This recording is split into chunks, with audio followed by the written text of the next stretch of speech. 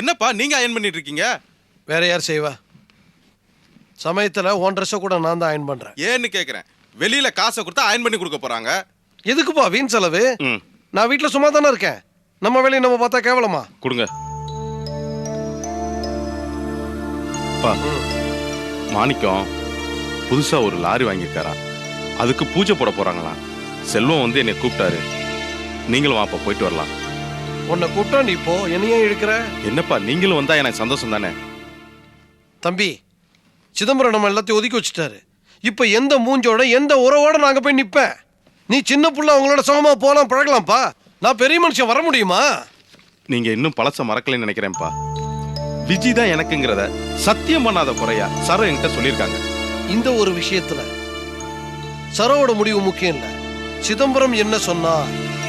அப்பா, அவர் சமூகத்தை நம்ம வாங்கணும்னா கொஞ்சம் நல்லபடியா தான்ப்பா நடந்துக்கணும். எனக்கு என்னமோ இந்த பூஜை போயிட்டு வந்தா எல்லாமே நல்லபடியா அமையும்னு மனசுக்கு தோணுதுப்பா. நான் அங்க வர்றது அவசியமானு யோசிக்கணும். அப்பா, கல்யாணம் ஒரு பக்கம் இருக்கட்டும், ஒரு நல்ல காரியம் நம்மளை மதிச்சு வந்து கூப்பிடுறாங்க. ஒரு பெரிய மனுஷனா அங்க வந்து வாழ்த்திட்டு வரலாம் இல்லையா? கல்யாணத்தையும் இதையும் சம்மந்தப்படுத்தாதீங்கப்பா. நான் வரேன். ரொம்ப லட்சணமா இருக்கு.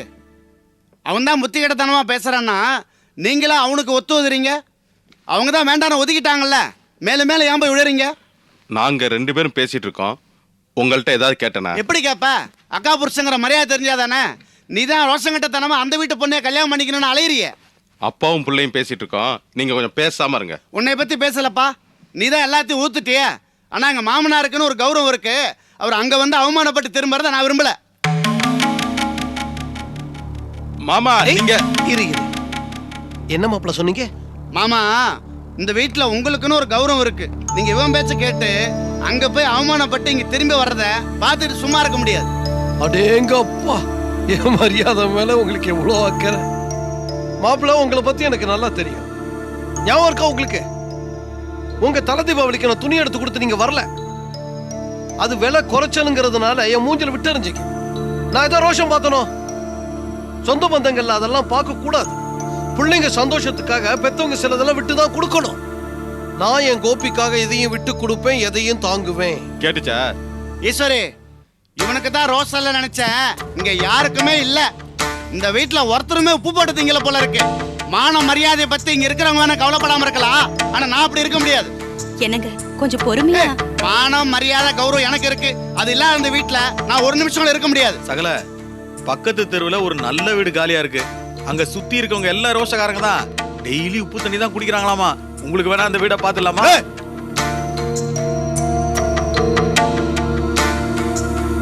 டேய் கோபி, என்னதான் இருந்தாலும் அவர் இந்த வீட்டு மூத்த மாப்பிள்ள. அவர்கிட்ட இந்த மாதிரி எடுத்தறிஞ்சு பேசக்கூடாது. மூத்த மாப்பிள்ள மாதிரியா நடந்துக்கிறாரு. ஏதாவது பொறுப்பா பேசுறாரா? எதை எடுத்தாலும் ஏட்டிக்கு போட்டி. அவர் சொல்றதுல நியாயம் இருக்கதானே செய்யுது. நீயா கண்ணை கட்டி கிணத்துல விழுகிற மாதிரி நடந்துக்கிற. ஓஹோ, 2வது இன்னிங்ஸ் நீங்க ஆரம்பிக்கிறீங்களா? இப்போ உனக்கு தெரியாதுடா, நாளைக்கு கல்யாணத்தை பண்ணிட்டு பிரச்சனை வந்து நிப்ப பாரு, அப்பதான் புரியும். கனவு கூட காணாதீங்க. ஒரு காலத்துல எனக்கு அப்படி வராது. பொண்டாட்டி எப்படி வச்சு நடத்தணுங்கிறதே என்னைய பார்த்தா நீங்களே கத்துக்க போறீங்க. என்னோட வாழ்க்கைய எப்படி அமைச்சுக்கணுங்கிறது எனக்கு நல்லாவே தெரியும். புல் மப்புல பேசுற. நீயா உன் தலையில மண்ணை வாரி போட்டுக்கணும்னு முடிவு பண்ணிட்ட. ஆனா ஒண்ணு, அந்த பொண்ணை கட்டிக்கிட்டு நீ அவஸ்தைதான் பட போற. போடா போ. இது என்ன புதுசா? போ போ, நம்ம கண்டிப்பா போறோம். போ.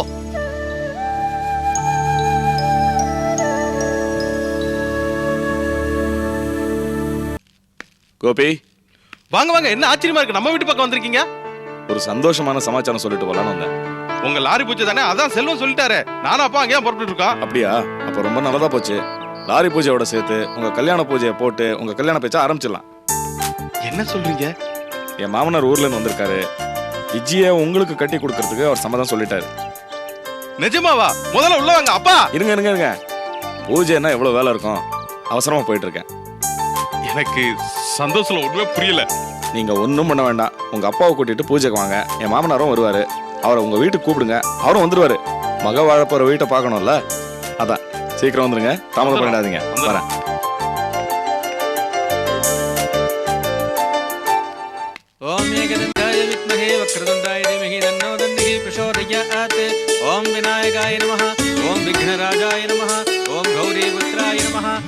गणेश्वराय नमः ओम स्कंदाग्रजाय नमः ओम अव्ययाय नमः ओम भूताय नमः ओम दक्षाय नमः ओम என்னதான் லாரிக்கு மஞ்சள் பெயிண்ட் அது இதுன்னு அடிச்சு புது பொண்ணு மாதிரி இருந்தாலும் சந்தன குங்குமம் வச்சதுக்கு அப்புறம் தான் புது பொலிவே வந்திருக்கு. ஏண்டா நீ பெரிய பொல்லாத மேலா இருப்ப போல இருக்க.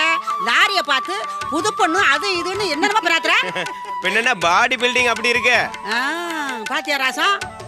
ராசா உன் பிள்ளைகளை அரை ட்ரவுசர் போட்டுக்கிட்டு என் வீட்டுக்கு கூட்டிக்கிட்டு வந்த. நீ நினைச்சு பாத்திருப்பியா? இப்ப உன் பேர்ல ஒரு லாரி. பாட்டி உங்க வீட்டை விட லாரி எவ்வளவு விஸ்தாரமா பெருசா இருக்கு பாருங்க. அட போடா ஏடுபட்ட வேலை. எப்ப பாரு என் வீட்டை பத்தி குறை சொல்றதே உனக்கு ஒரு பிழப்பா போச்சு. ओम लंबोदराय नमः ओम कर्पूर निरांजनं समर्पयामि राजाधिराजाय प्रसह्य साहिने नमो वयं वैश्वै कुर्महे समे कामां कामकामाय मह्यं कामेश्वरो वैश्रवणो ददातु कुबेराय वैश्रवणाय महाराजाय नमः शीर्वर्षस्व मायुष्य मारोग्य मा विदासो பாட்டி भवतु சில்லறை இருந்தா கொடுங்க பூசணிக்காய்க்குள்ள போடணும். நீயே ஒரு சில்லற உனக்கு தனியா வேற சில்லறை கொடுக்கணுமாக்கும். ராசன் சிரிக்கிறத பாத்தியா? டப்பாக்குள்ள சில்லறையை போட்டு கல கல கலன்னு குளுக்குற மாதிரி அப்படி ஒரு சிரிப்பு. சில்லறையை பொறுக்கி எடுத்துக்கோ. போடுங்க. அடே செல்வா இங்க வாடா. போட்டோ எடுக்கிறவன் இருந்தா கூட்டிட்டு வாடா. உங்க ஆத்தாள ஒரு போட்டோ எடுக்கணும். இத்தனை வருஷத்துக்கு பிறகு உங்க ஆத்தா முகத்துல இப்படி ஒரு சிரிப்பை நான் இப்பதான் பாக்குறேன்.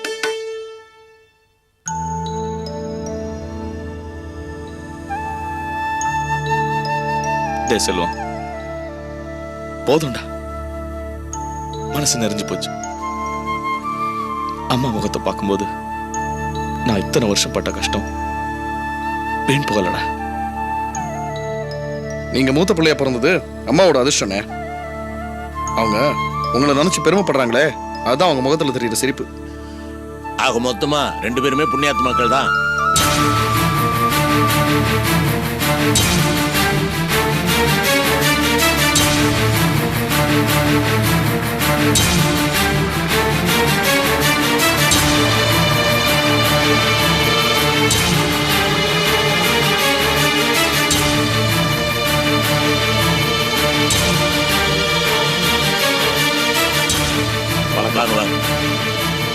சௌக்கியமா இருக்கீங்களா? நல்லா வாங்க கோபி சார். வாங்க, ஒரு லாரி பல லாரி ஆகிறதுக்கு வாழ்த்துக்கள். ரொம்ப தேங்க்ஸ். வணக்கம்மா. உங்க பையன் இந்த அளவுக்கு முன்னேற்றத்துக்கு வந்ததே ரொம்ப பெருமையான விஷயம்.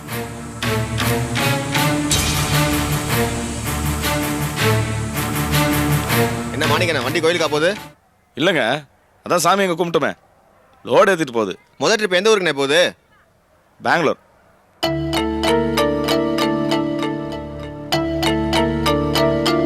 ஃபேக்டரிக்கு போலீங்களா?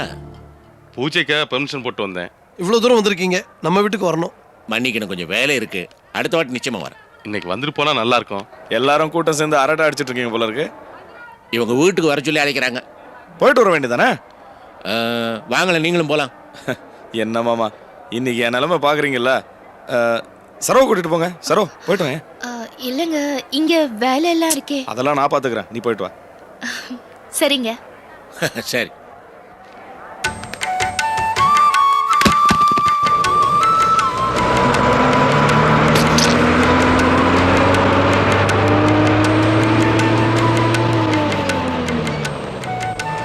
அம்மா, நீங்க எல்லாருமா சேர்ந்து ஒரு 2 ஆட்டோ பிடிச்சி வீட்டுக்கு போயிடுங்க. சரிப்பா, வாக்களை வீட்டுக்கு போலாம். செல்வம் நேரத்தோட வேலையை முடிச்சிட்டு வீட்டு வந்து சேருங்க. வர மாணிக்கம். போங்க போங்க. நீ போடி, நாங்க வரோம். அம்மா சொன்னபடி பொழுதோட வந்து சேருங்க. உங்களுக்கு சுத்தி போடணும். ஏகப்பட்ட கண்ணு உங்க மேல விழுந்திருக்கு. சரி சரி. கத்தலே பாத்து போங்க, காத்து தூக்கிட்டு போற போது. நீ பாத்து போ. வரப்பா. நாங்க போயிட்டு வரோம். சரி புறப்படலாமா? போலாம். சரி போலாமா? மாப்பிள்ளைய போயிட்டு வந்துடுறேன். உங்க வியாபாரம் மென்மேலும் நல்லா பெருகணும். வாங்க. போயிட்டு வரேங்க. வரேங்க. சரி கிளம்புறேன். வரேன். அண்ணே அப்ப வரங்கண்ணே. சரி அண்ணே வரங்கண்ணே. செல்வம், இன்னைக்கு இந்த அளவுக்கு வளர்ந்துருக்கோம்னா சாதாரண விஷயம் கிடையாதுடா. எவ்வளோ அனுபவிச்சாச்சு. இனி இது இறங்கக்கூடாது, இறங்க விட மாட்டேன். பழனி, கடையை பார்த்துக்க, நான் வெளில போயிட்டு வரேன்.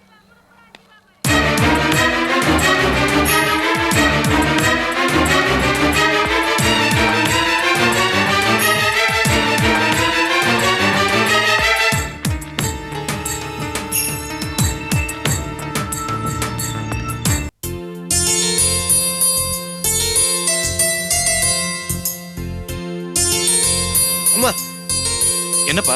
இவன் என் மூத்த பையன் குமார். வணக்கங்க. என்ன பண்றாரு?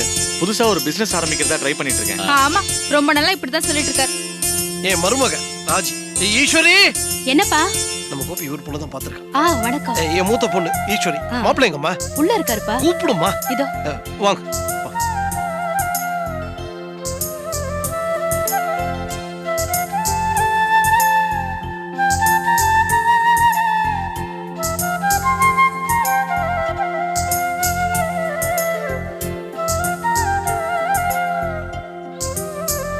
மாப்பிள்ள வாங்க, உட்காருங்க. இவர் தான் எங்க வீட்டுக்கு மூத்த மாப்பிள்ள. வணக்கம். நீங்க தான் பொண்ணுடைய அப்பா இல்ல? ஆமா. ஒரு வழியா கல்யாணத்தை பத்தி பேசி முடிவு பண்ண வந்திருக்கீங்களாக்கும். பொண்ணுங்களாச்சே, சீக்கிரம் செய்ய வேணாமா? எனக்கு வயசாகிட்டு இருக்கு. ஆமாமா, பாவம் பெரியவரா இருக்கீங்க. ஊர் பூரா மாப்பிள்ளை தேடி அலைய முடியுமா? கோபி மாதிரி ஒருத்தன் வழியே வந்தா புடிச்சு போடத்தானே உங்க புத்திசாலித்தனம். அதுக்காக இல்ல, கோபியோட போன எங்களுக்கு பிடிச்சிருக்கு. கோபி தானே, அவன் ஒரு டைப்புங்க. நல்ல வேலை பார்க்கறான், நல்ல கேரக்டர் தான்.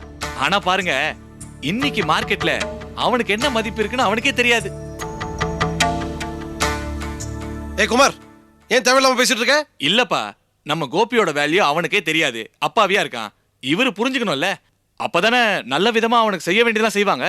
ஏதோ பொண்ணே கிடைக்காம நம்ம வீட்டுல விழுந்துட்டாங்கன்னு அவரு நினைச்சிட கூடாது இல்லையா? தயவு பண்ணி அப்படி எல்லாம் நினைக்காதீங்க. நான் யாரையும் குறைச்சு மதிப்பிட மாட்டேன். அது என் பழக்கம் இல்லை.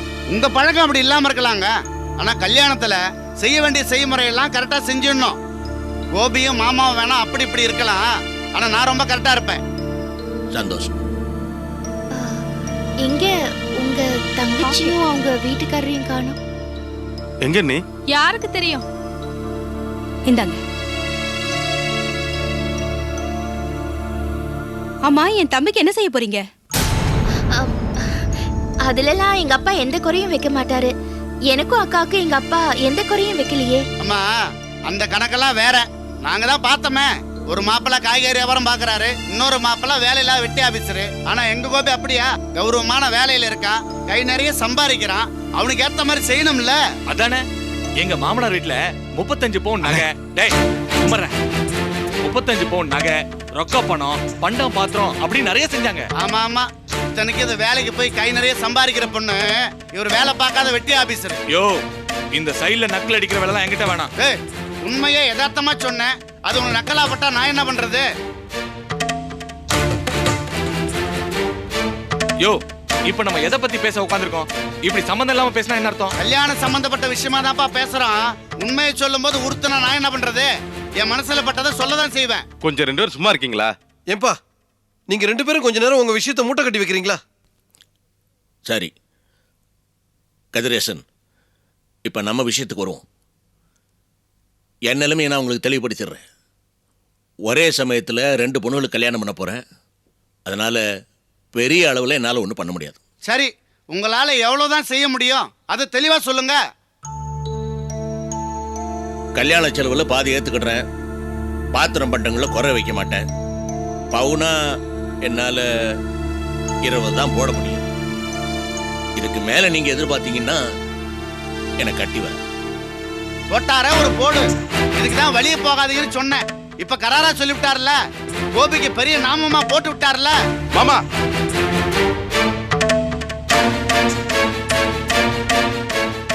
என்ன மாமா பேசுறீங்க? நீங்க பேசுற பேச்சா இது? நம்மளாம் எதுக்கா கூடி உட்காந்துருக்கோம்? இந்த கல்யாணத்தை பேசி முடிக்கணுங்கிறதுக்காக தானே. மாமா, இந்த கல்யாணத்துல ஏதாவது பிரச்சனை இருந்தா கூட அதை பேசி சரி பண்ண வேண்டிய ஆள் நீங்க.